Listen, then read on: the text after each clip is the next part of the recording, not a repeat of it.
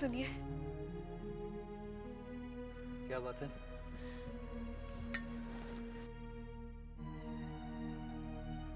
वो मुझे अभी पता चला है कि सुखचर के लोगों के लगान न देने की वजह से मछली बाबू गुस्से में सुखचर जा रहे हैं। तो इसमें गलती क्या है? गलत वो नहीं, गलत हो सकता है। मुझे डर है, सुखचर के कई गांव में मेरे रिश्तेदार रहते हैं। ऐसा न हो गुस्से में आकर मंजली बाबू गांव चला दे। वहां मेरे रिश्तेदारों का सब कुछ भस्म हो जाएगा। वो तुम्हारे रिश्तेदार थे, है नहीं। अब तुम जमींदार घराने की बहू हो। लेकिन इसका मतलब ये तो नहीं कि अपने सगे संबंधियों से नाता तोड़ दिया जाए। तो तुम चाहती क्या हो? उन्हें समझाइए। हम तो समझते थे कि तुमने उनसे नाता तोड़ दिया है। अगर तुम्हारे दिल में कोई भी हमदर्दी है तो उसे निकाल दो। वो हमारी प्रजा है और हम राजा। क्या आप एक बार मछली बाबू से कह नहीं सकते? छोटी बहू, आज तक हमने कभी मजले बाबू के किसी भी काम में दखल ना दी है ना देंगे। वो जो भी करते हैं सही करते हैं, समझी तुम? क्या हुआ, सब तैयार हो गया? हाँ, सब सामान बग्गी में रख दिया। चलो हम अभी निकल जाते हैं। मजले बाबू तो हवा गाड़ी में फुर से उड़कर पहुंच जाएंगे। उनके हुक्म के मुताबिक सुखचर पहुंचकर सारे लठेलों को तैयार रहने का हुक्म देना है। चल रहे इब्राहिम, बग्गी निकाल। पहले मजले बाबू से आज्ञा तो ले ले। उनके हुक्म सुनकर ही तुझे हुक्म सुना रहा हूँ। चलो भाई चलो, जल्दी करो।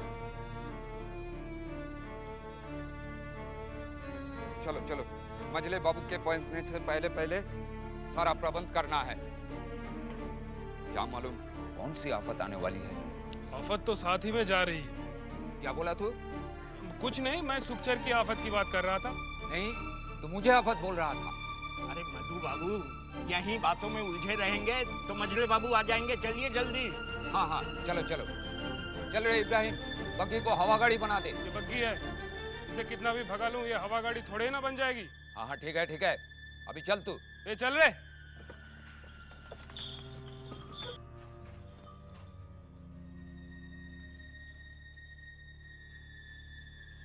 साले साहब, कुछ सुना आपने?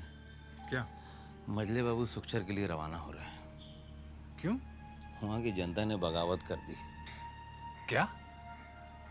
अरे बाप रे, अब क्या होगा? होगा क्या, हमेशा की तरह मजले बाबू के लठेल से पिटेंगे और उसके बाद होश ठिकाने आ जाएगी। लेकिन उन्होंने बगावत की क्यों? कहते हैं कि जमींदार को देने के लिए पैसा नहीं, इस साल फसल अच्छी नहीं हुई। बंसी तो सच ही कहते होंगे वो लोग। हाँ, सच्ची कहते हैं, मगर जमींदारों की बात से कोनो मतलब नहीं है कि फसल अच्छी हुई है कि नहीं हुई। उनको तो बस अपना पैसा चाहिए, और अगर पैसा नहीं होगा तो उड़ाने के लिए पैसा कहाँ से आएगा। अच्छा चलते हैं, छोटे बाबू को उठने का समय हो गया है। तो क्या छोटे बाबू नहीं जा रहे? अरे छोटे बाबू ये सब में थोड़ी ना जाते हैं, ये सब काम तो मजले बाबू ही देखते हैं। छोटे बाबू को तो खाली पैसा चाहिए, कहाँ से आता है कैसे आता है उससे उनको कौनो मतलब नहीं।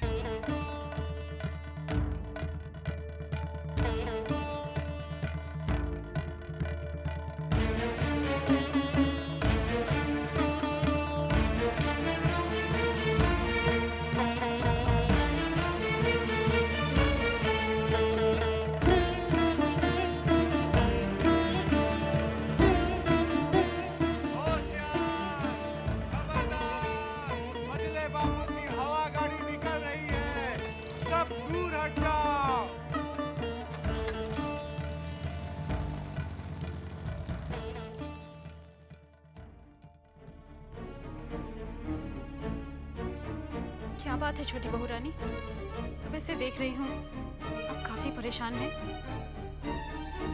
तो ठीक कहती है चंदा, जब से मजले बाबू सुखचर गए हैं, मेरी तो जान ही निकली जा रही है। भला क्यों? वहां मेरे रिश्तेदार हैं, और अगर मजले बाबू ने उनके साथ कोई अन्याय कर दिया तो कहाँ जाएंगे बेचारे? नहीं नहीं छोटी बहू रानी, भगवान पर भरोसा रखिए, वो जो कुछ भी करेंगे अच्छा ही करेंगे। हाँ, अब तो यशोदा दुलाल पर ही निर्भर है सब कुछ। छोटी बहू रानी, नई दुल्हन और मजली मालकिन आपको बुला रही है। मुझे? जी हाँ। हुक्म कीजिए सरकार, गांव में लाशें बिछा देंगे। फिलहाल इसकी कोई जरूरत नहीं, पहले हम उन लोगों से मिलना चाहते हैं। सरकार, गांव वाली अबू का भाषा नहीं, ये लाठी का भाषा समझते हैं। जरूरत पड़ी तो इस भाषा का भी प्रयोग किया जाएगा। जब तक हम इशारा न करें कोई कुछ नहीं करेगा। सरकार, आपके हुक्म के बगैर इस गांव में पत्ता भी नहीं हिल सकता है। लोचन जी गांव के मुखिया को खबर करो कि हम उससे मिलना चाहते हैं। जी सरकार। मंजली दीदी, आपने मुझे बुलाया? हाँ, चल बागुटी खेलते हैं। लेकिन दीदी, मुझे ये खेल नहीं आता। चाची, अब खेल नहीं सकती तो क्या हुआ? खेल देख तो सकती है। अकेले बैठे बैठे तेरा जी नहीं उब जाता? वो मंजली दीदी। अच्छा अच्छा ठीक है, चल बैठ, सीख ले, चल खेल। लेकिन मेरी एक शर्त है। शर्त? कैसी शर्त? जो बेईमानी करेगा वो हार जाएगा। तेरा मतलब ये है कि मैं बेईमानी करती हूँ? सिंधु, क्यों रे चुगलखोर? नहीं मजली मालकिन, मैंने तो कुछ नहीं बताया। बस इतना ही बताया, जब भी मजली मालकिन हार जाती है, दिमाग कहीं और लगा के गोटी फौरन बदल देती है। मालकिन आप तो मुझे मरवाएंगी। चल चारू, तू खेल, मैं नजर रखती हूँ। चल चल खेल। अच्छा ठीक है, ले, तेरी एक गोटी गई। तो ये लीजिए। गई एक गोटी। अब क्या करेंगे?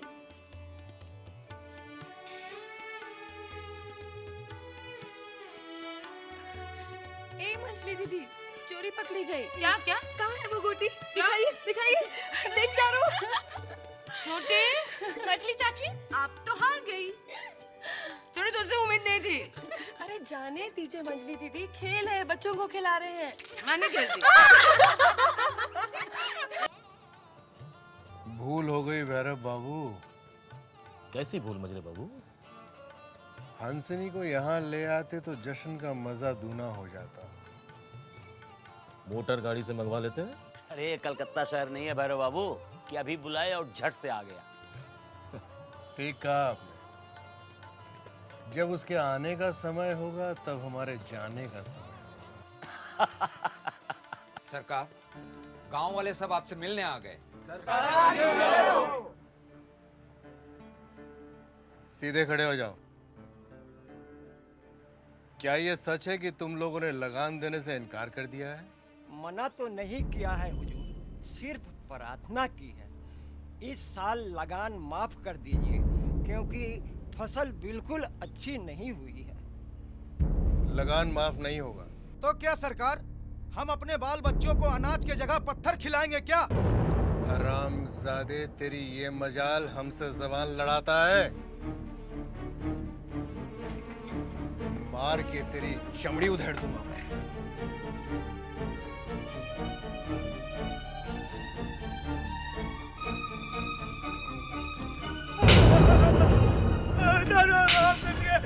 माफ कीजिए। बस कीजिए सरकार।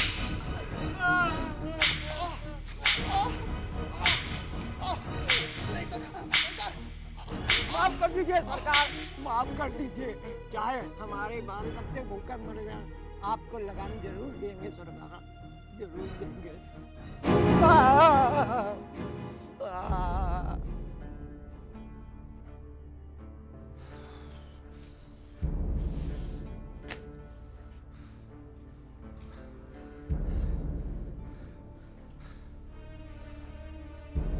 सरकार, मैं इसे पहचान गया। ये जिसने आपके खिलाफ ऊंची आवाज में बात की है, इसके दादा को आपके परदादा ने 5 रुपया में गुलाम खरीद करके लाया था, और आज इसको देखिए, आपके खिलाफ ऊंची आवाज पे बात कर रहा था। आइंदा अगर कभी इसने आवाज उठाई तो इसकी जबान काट लेंगे। ले जाओ इसे यहां से। मधु। जी सरकार। इसको हमने कोड़े से इतना पीटा है कि ये कई महीनों तक काम नहीं कर पाएगा। इसके बाल बच्चे भूखे मर सकते हैं,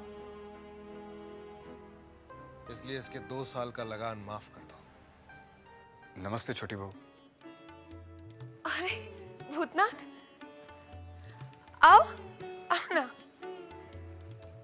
बैठो।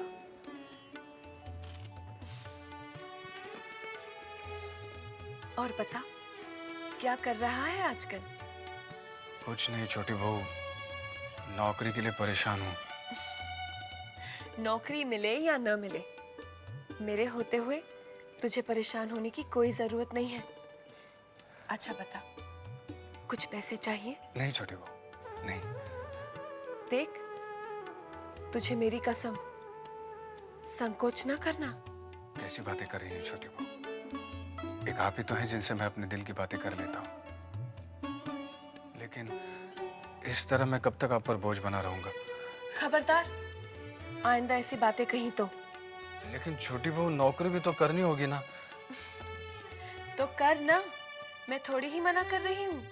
मैं तो ऐसी बातें करने से मना कर रही हूँ। माफी चाहता हूँ। अच्छा बता, कहीं नौकरी तलाशी? कई जगह छोटी बहू, कई जगह, लेकिन मिल ही नहीं रही। एक जगह बुलाया है, उम्मीद है वहां मिल जाए।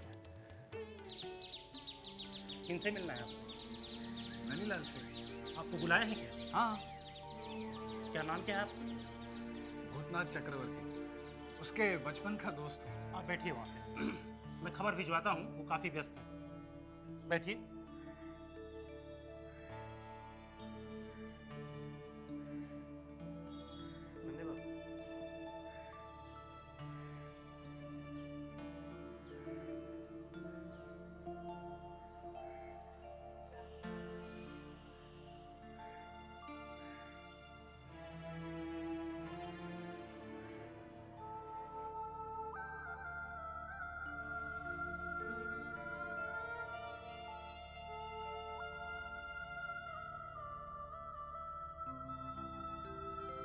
जाइए, आपको बुलाया। आपको नहीं, आपको नहीं, आपको। अब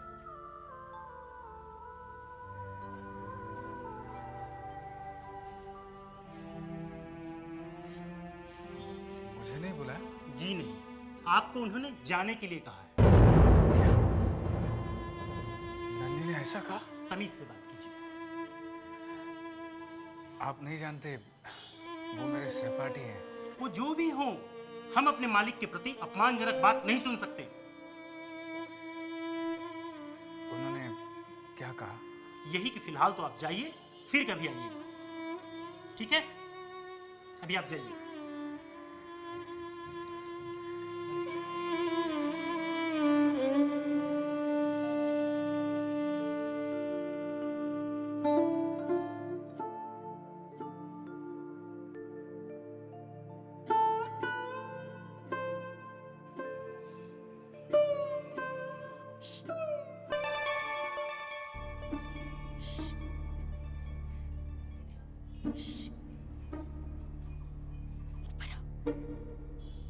ऊपर आओ। पीछे से, पीछे से।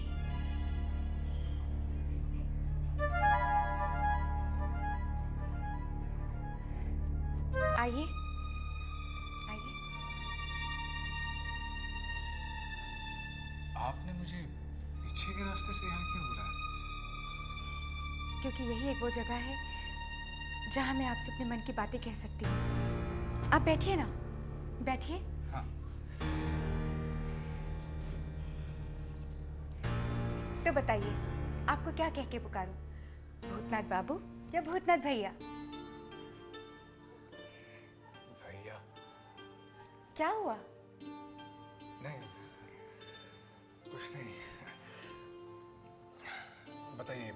आप कैसी हैं? बस जी रही हूँ। आप ऐसा क्यों कह रही हैं? लोग कहते हैं कि किसी से अपना दुख बांट के मन हल्का हो जाता है, मगर मैं तो वो दुखियारी औरत हूँ कि किसी से भी अपने मन की बात कह के अपना दुख हल्का नहीं कर सकती। खैर छोड़िए इन बातों को। पता है, जब मैंने आपको पहली बार नन्हे बाबू की शादी में देखा तो पता नहीं क्यों आप मुझे बहुत अच्छे लगे। कितनी बार सोचा कि मैं आपसे फिर मिलूं, लेकिन फिर सोचा कि मिलूं तो कहाँ मिलूं, कैसे मिलूं। और आज जब आप यहाँ आए तो अपने दोस्त से तो मिल लिए और उसकी पत्नी से मिले बिना ही जा रहे थे। नहीं, आप गलत समझ रही हैं। नन्ही मुझसे मिला ही नहीं। क्यों? उसने कहलवा भेजा कि आज उसके पास समय ही नहीं है, फिर कभी आना। आप तो इनके बचपन के सहपाठी हैं, फिर भी आप इन्हें नहीं पहचानते? मैंने तो शादी के फौरन बाद ही इन्हें पहचान लिया था। भाई अब मजा आएगा। भाभी के हाथ से दी हुई शराब का मजा कुछ और ही। जिसको मैंने अपना पति परमेश्वर मानकर शादी की थी, जिस अपने घर को मंदिर समझकर प्रवेश किया था, नहीं पता था मुझे कि एक दिन वही पति इस मंदिर को कोठा और अपनी पत्नी को तबाह बना देगा। चुप चुप। जानते हो एक अच्छा पति कौन होता है? कौन? जो अपनी पत्नी की रक्षा करे, जो अपनी पत्नी को पराये लोगों की नजरों से बचा कर रखे, और जो पराये लोगों के आगे अपनी पत्नी को परोसे, वो पति नहीं, भड़वा होता है। नन्ही, पहले ऐसा नहीं था। आप अभी भी अपनी दोस्ती निभा रहे हैं, जबकि सच्चाई तो ये है कि जिस तरह गिरगिट अपना रंग बदलना नहीं छोड़ती, उस तरह इंसान भी अपनी फितरत नहीं बदलता। जो लालच और पैसे की हवस मैंने इसमें देखी है, वो तो इसके खून में ही है। पैसे के लिए इंसान इस हद तक गिर सकता है, ये बताने में भी मुझे शर्म आती। ऐसे लोग कभी किसी के नहीं होते, न दोस्त के, न माँ बाप के, और न पत्नी के। खैर छोड़िए इन बातों को। बातों बातों में तो मैं आपसे चाय के लिए पूछना ही भूल गई। मैं चाय लेकर नहीं, नहीं, नहीं, इसकी कोई जरूरत नहीं है। मुझे जाना है। थोड़ी देर और नहीं रुक सकते? नहीं, माफी चाहता हूँ, थोड़ा काम है। काम है तो मैं नहीं रोकूंगी, मगर आओगे ना? जी।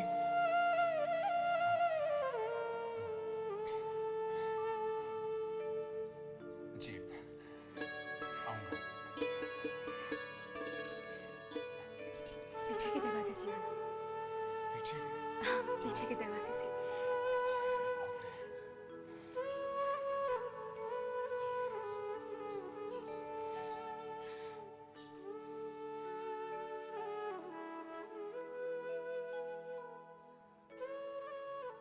आपको कितनी बार समझाया, आपको चिंता करने की कोई बात ही नहीं है।